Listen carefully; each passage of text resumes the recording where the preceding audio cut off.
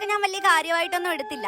കാരണം അപ്പൂസിന് ഞാൻ വലിയ ഇമ്പോർട്ടൻസ് ഒന്നും കൊടുത്തിട്ടില്ലായിരുന്നു. ഇനി ലൈഫിൽ എപ്പോ കാണുമെന്ന് പോലും അറിയത്തില്ലായിരുന്നു. പിന്നെ നമ്മൾ കണ്ടത് ട്യൂഷൻ സെന്ററിൽ വെച്ചിട്ടായിരുന്നു കേട്ടാ. 10ാം ക്ലാസ്സിൽ നമ്മൾ ഒരുമിച്ചാണ് ട്യൂഷൻ പഠിച്ചത്. അപ്പൂസിന് അന്നിട്ട് റിലേഷൻഷിപ്പ് ഉണ്ടായിരുന്നേ. ഇവന്റെ ചില അപ്പോഴത്തെ പ്രവൃത്തികൾ കാണുമ്പോൾ ഞാൻ തന്നെ ചിന്തിക്കും, അയ്യോ ഇങ്ങനെയൊക്കെ ആത്മാർത്ഥമായിട്ട് സ്നേഹിക്കാൻ പറ്റുമോ. കാരണം എന്താന്ന് വെച്ച് കഴിഞ്ഞാല് അവന്റെ ബുക്കിലും അവനിരിക്കുന്ന ബെഞ്ചിലും ഒക്കെ അവളുടെ പേരായിരുന്നു. ആ റിലേഷനിൽ അപ്പൂസ് 100% കൊടുത്തിട്ടുണ്ടെന്നാണ് ഞാൻ അപ്പൊ വിശ്വസിച്ചിട്ടുണ്ടായിരുന്നത്. ലവ് സ്റ്റോറി എഴുതിയിടുന്ന സമയത്ത് ഞാൻ അപ്പൂസ് എനിക്ക് എഴുതി തന്ന ഓട്ടോഗ്രാഫ് കാണിച്ചിട്ടുണ്ടായിരുന്നു. അതിനകത്ത് ഇട്ടിട്ടുണ്ടായിരുന്ന ഇമെയിൽ ID വരെ ആ പെൺകുട്ടിയുടെ പേരിൽ തുടങ്ങുന്നത്. അപ്പൂസിന്റെ ആ ലവർ എന്റെ ഫ്രണ്ട് ആയിരുന്നു കേട്ടോ. ഈ ആത്മാർത്ഥ പ്രണയമൊക്കെ 5ാം ക്ലാസ്സിലും 10ാം ക്ലാസ്സിലും പഠിക്കുമ്പോഴാണെന്ന് നിങ്ങളൊന്ന് ആലോചിക്കുക. അപ്പൊ ശരി, ഞാൻ പറയട്ടെ, നമ്മള് ഒരുമിച്ചാണ് ട്യൂഷൻ ക്ലാസ്സിൽ പഠിച്ചോണ്ടിരുന്നത്. ഇവനോടൊരു ചെറിയ ദേഷ്യം ഉണ്ടായിരുന്നത് കൊണ്ട് ഞാൻ അങ്ങനെ അവനോട് അധികം സംസാരിക്കത്തില്ല. ഒരു ദിവസം ട്യൂഷൻ ക്ലാസ്സിൽ ബെഞ്ചിൽ ഇരുത്തുന്നത് ക്രമം തെറ്റിച്ചു. അതായത് ബോയ്സിനെയും ഗേൾസിനെയും മിക്സ് ചെയ്തിരുത്താൻ തുടങ്ങി. ഇവനെന്തോ പെണ്ണുങ്ങളെ എടുത്തിരിക്കുന്നത് ഇഷ്ടമല്ലായിരുന്നേ. ഞാൻ അടുത്ത് ചെന്നിരുന്നെന്നും പറഞ്ഞു ഇവന് എണീറ്റ് ഓടിക്കളഞ്ഞു.